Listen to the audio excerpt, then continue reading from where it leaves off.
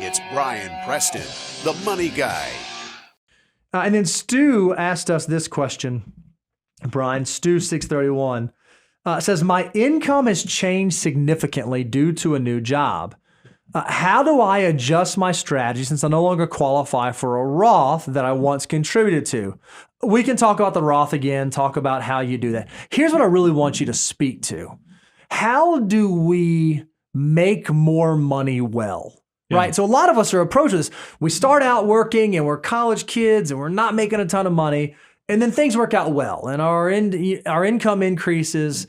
How does one go about, I want to say protecting themselves from their own success? Any wisdom that you would provide? And then you can talk a little about strategy too. We cover this and it kind of encompasses, we could do an entire show on this potentially, because a lot of people will write and they'll say, Brian, do I get to count my employer match? Do I, because you guys put that threshold of 25%, but I know that there's some variables that impact that. And here's the gist or the why this is so important. The more you make, the more success, the more your financial future and your retirement and independence falls on your shoulders.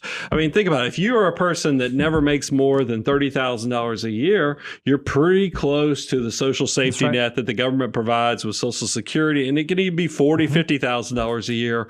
But if you make $200,000 a year, do you think the government's going to have a lot of programs for you if you're not saving and planning for the future? No, and especially I always worry about the fact that the more you make, the more it seems like lifestyles expand too. So you can't make the same money work when you first graduate college versus when you're making $200,000 because your life costs a lot more.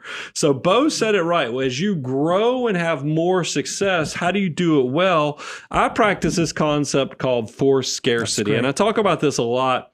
And people are like, what? I've never heard that. And that's because I made it up. And the fact that I'm basically making myself poor, or at least feeling scarcity as I have more and more financial success by constantly challenging myself and my household to what we should be saving. And this is a big component of when we're talking about financial order of operations.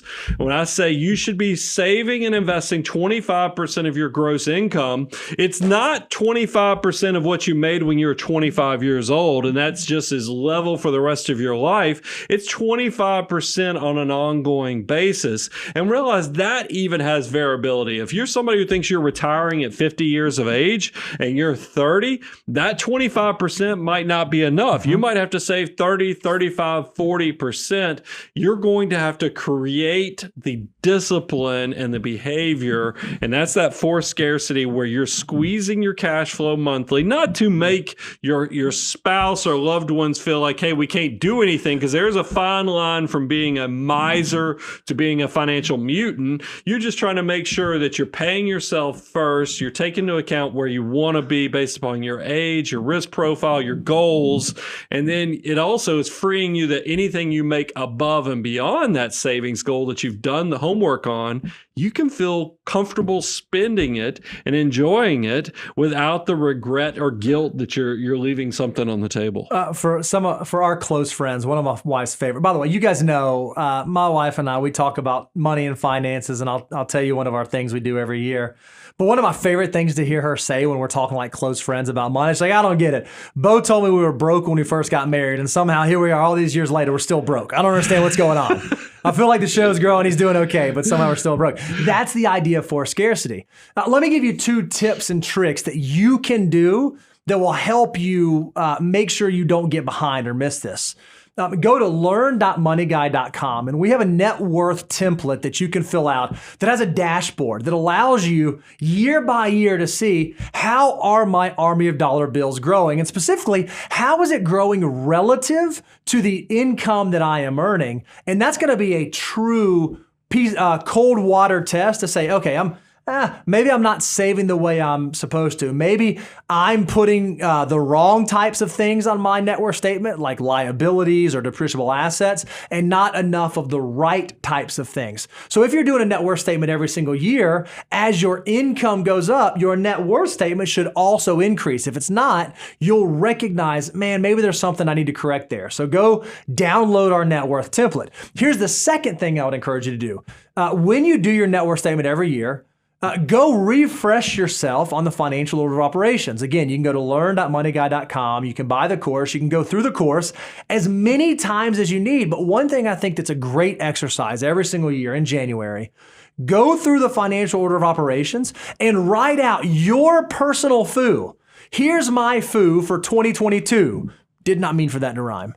It's going to be 401k for me, 401k for spouse, backdoor Roth, and figure out exactly what your savings should be based on what your income is going to be that year, and put that somewhere on your refrigerator, on your bathroom mirror, on your desk, wherever you need to put it, to remind you, okay, this is where I need my money going. And just like you said, if I'm doing these things every single year, anything above and beyond, anything excess, I get to go live off of. I can spend freely without any guilt, without any remorse, because I know I'm taking care of the things I'm supposed to be taking care of. Yeah, and remember, if you do this early enough and do it often, actually you get to have that fun conversation later in your 40s and 50s. Is like you get to celebrate, hey, remember all those years of sacrifice?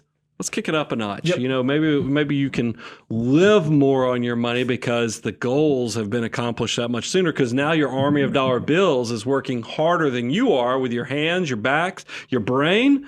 That's the goal. You are using your money to, that you make from your wages and labor to essentially get invested and buy back your life. That's what happens when you invest and make your army of dollar bills work, is you are truly financially independent. And that's the goal that gets me excited about everything we're teaching, the concepts to turn you into a financial mutant.